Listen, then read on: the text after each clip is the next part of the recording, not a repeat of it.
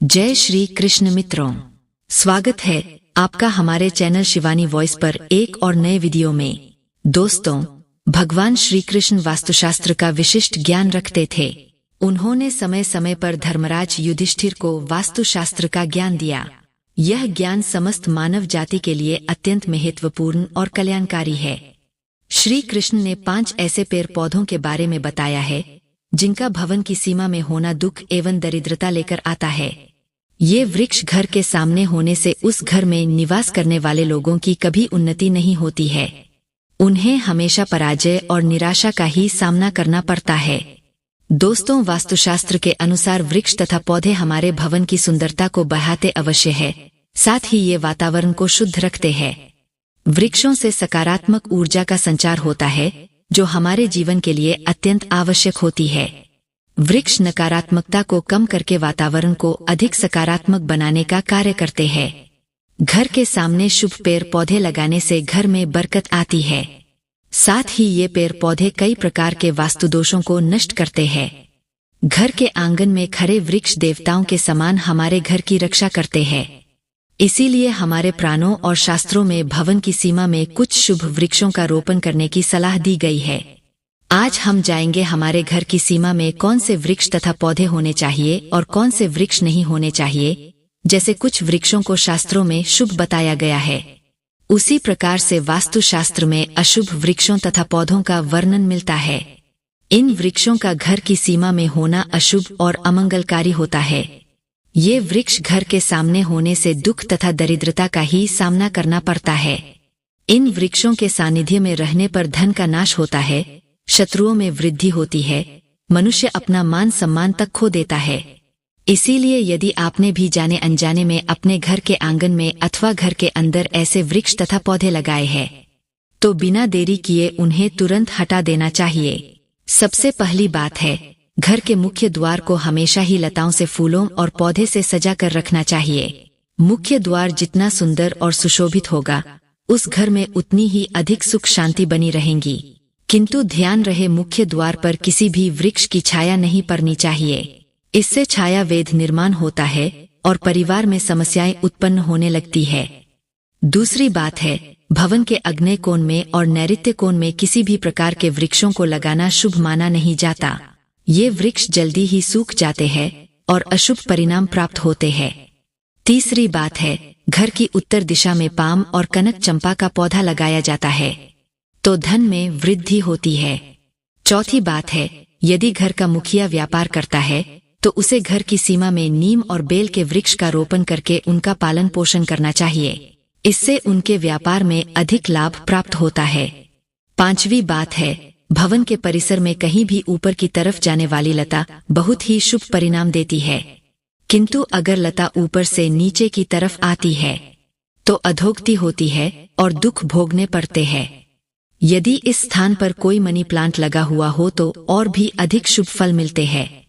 छठी बात है, केले का पेड़ भवन के लिए बहुत ही अधिक शुभ माना जाता है, लेकिन इसे घर के पीछे लगाना चाहिए। यदि इसे घर के सामने लगाना हो तो तुलसी के पौधे के पास लगा सकते हैं। तुलसी के पास केले का पेड़ हो तो धन संपत्ति में अकस्मात ही वृद्धि होती है, क्योंकि केले के पेड़ में भगवान विष्णु निवास करते हैं और तुलसी में माता लक्ष्मी का वास माना जाता है।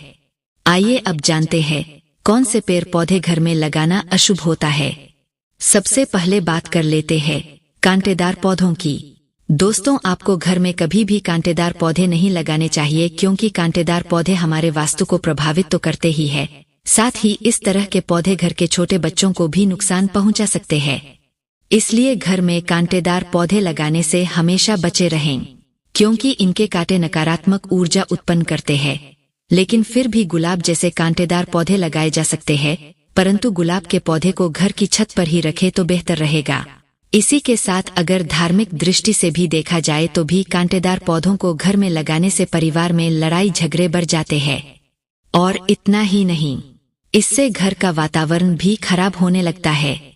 दोस्तों, दूसरे तरह के पौधे हैं दूध वाले पौधे। जी हाँ, अपने घर में कभी भी आपको ऐसे पौधे नहीं लगाने चाहिए जिनको काटने या तोड़ने पर दूध निकलता हो, क्योंकि इनमें से जो दूध निकलता है वह हमारे स्वास्थ्य के लिए ठीक नहीं होता है।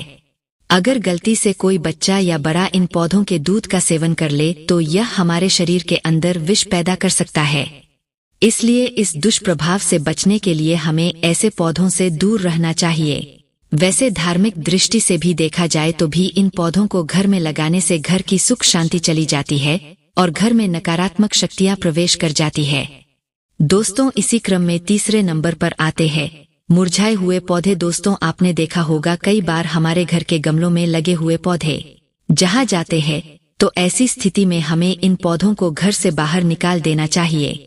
नहीं तो जब भी आप घर में मुरझाए हुए पौधों को देखेंगे तो आपके स्वभाव में भी परिवर्तन आ जाएगा। इसलिए घर में कभी भी सूखे हुए पौधे न रखें, उन्हें तुरंत बाहर निकाल दें। खासकर सूखा हुआ तुलसी का पौधा घर में कभी नहीं रखना चाहिए। तुलसी का पौधा हमेशा हरा भरा रहना चाहिए। सूखा हुआ तुलसी का पौधा दुर्भाग्य लेकर आता है। शास्त्रों में कहा गया है, जिस घर में तुलसी का पौधा सूख जाता है उस घर से लक्ष्मी चली जाती है। चौथा पौधा है बोनसाई का पौधा। दोस्तों, शायद आप बोनसाई पौधों का मतलब नहीं जानते होंगे, तो हम आपको बता दें कि यह वे पौधे होते हैं जो किसी भी बड़े पेड़ का छोटा रूप होते हैं। इनकी बरवार को किसी वैज्ञानिक तरीके से रोक दिया जाता है। इसलिए माना जाता है कि इस तरह के पौधे हमारे चारों तरफ की सकारात्मकता को भी रोक देते हैं।